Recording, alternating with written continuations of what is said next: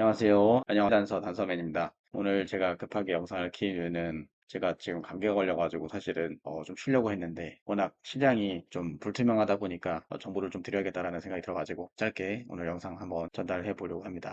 여러 가지 제가 이제 뭐 지표를 많이 보여드리긴 하지만 오늘은 간단하게 요약해서 중요한 내용들 중심으로 좀 말씀을 드려보겠습니다. 일단 최근에 지금 나스닥이 많이 빠지고 있죠. 특히 이제 신용 리스크나 이런 것들이 이제 불거지면서 많은 공포가 이제 조성이 되고 있는데 그럼 과연 앞으로 시장은 어떻게 될지, 또 이런 장에서 어떻게 대비해야 될지 그런 것들을 오늘 한번 좀 풀어보도록 하겠습니다. 우선 지금의 공포는 위기가 아니라 구조조정이다. 이것이 일단 제 의견이고요. 공포라는 것은 사실 이제 계속 오게 돼 있습니다. 어제 이제 무슨 일이 있었냐면은 서브프라임 오토론이라고 하는 이야기가 처음 나왔죠. 과거에 서브프라임 모기지론이 터지면서 이제 금융위기가 왔는데 그런 것들의 이제 제2탄으로 자동차를 담보로 이제 돈을 빌려주는데 자동차 한 대를 가지고서 돈을 세 번 빌린 거예요. 예를 들면은 이제 그러니까 당연히 부실 대출이죠. 근데 그런 것들로 인해서 중소형 은행들의 어떤 신용 리스크나 이런 것들이 많이 불거져서 마치 그때 서프라임 모기지론이 터졌을 때 당시 상황과 유사하다라고 생각을 해가지고 많은 분들이 지금 또 시장에 공포에 떨면서 좀 투매가 나온 그런 상황이라고 보시면 되겠습니다. 그래서 먼저 Fear and Greed Index CNN에서 제공하고 있는 공포 탐욕 지수를 보시게 되면은 현재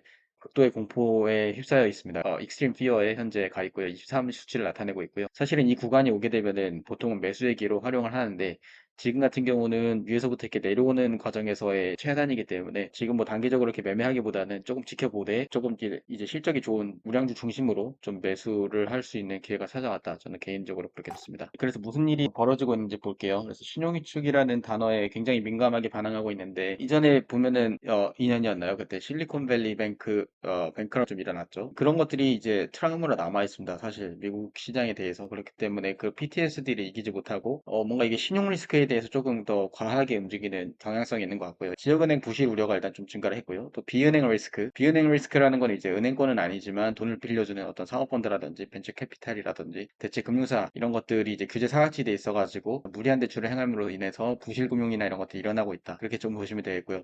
보신 것처럼 피어 앤 그리드 인덱스가 23으로 떨어지고 극도의 공포로 올라가고 있습니다. 그래서 변동성 지수가 현재 올라가고 있고 굉장히 시장이 공포에 빠져 있다. 예, 현재는 그렇습니다. 그래서 신용 리스크가 어떻게 이제 되냐면은 은행권이 처음에 대출 부실이 계속 일어나는 거고요. 그래가지고서는 재정 건전성이 악화되니까 또 대출을 축소하게 되고 또 경기 둔화로 이게 이어지게 되고 결국에는 유동성이 있어야지 시장이 오를 수가 있는데 이런 유동성들이 많이 감소할 수 있는 그런 요인들이 발생했다. 현재까지 너무 이제 주식 시장이 계속 오르기만 하다 보니까 많은 분들이 이제 환희에 차서 주식을 매수를 했는데 이런 리스크는 사실 언제든 있을 수 있습니다. 근데 이제 지금 너무 오르는 장에서 우리가 만났기 때문에 뭔가 이제 너무 올랐기 때문에 언젠간 빠지겠다라는 그 생각에 대한 트리거를 당겼다라는 생각이 좀 들거든요. 그래서 너무 이렇게 단기적으로 공포에 빠지기보다는 천천히 좀 보시는 게 좋겠다. 그렇게 좀 판단을 하고 있고 그래서 어떻게 대응을 하면 좋겠는지 간단합니다. 현금 비중을 확대를 해야 되고요. 잘 알고 계시죠? 그래서 현금 비중을 그러면은 내가 떨어졌는데 확대를 해야 되느냐, 손절을 해야 되느냐 이런 생각을 하실 수도 있는데 지금 사실은 실적이 안 나오고 적자 기업인데 뭐 그런 주식들의 비중이 전체 주식 포트폴리오에서 뭐 50%가 넘는다 또는 뭐 대부분 그런 주식에 들어가 있다. 왜냐면 어떤 걸 사도 올랐기 때문에 더 많이 오르는 어떤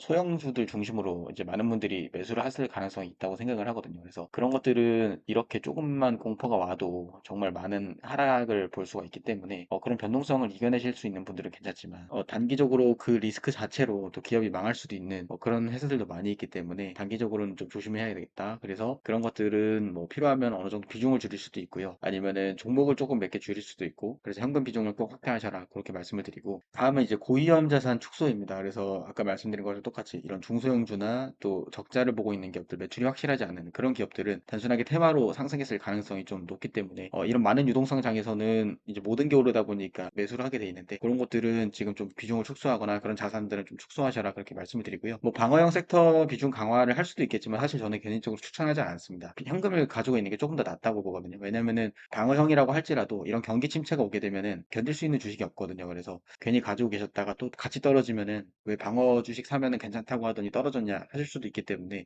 굳이 추천드리진 않겠습니다. 나머지는 한번 자료를 보시고요. 제 오늘 한마디는 이렇습니다. 공포는 시장을 무너뜨리지 않습니다. 공포에 휩싸인 투자자가 시장을 무너뜨립니다.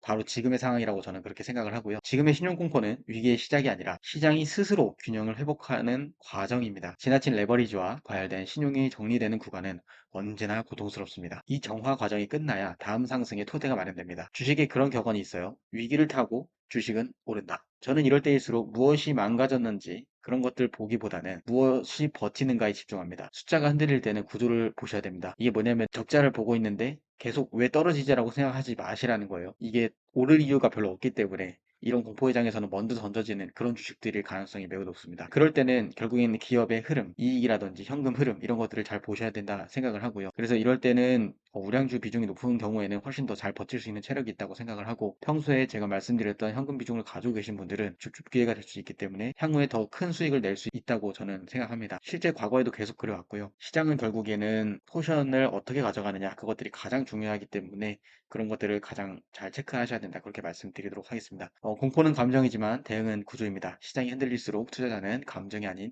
시스템으로 판단해야 됩니다. 모두 성투하시기 바랍니다. 감사합니다.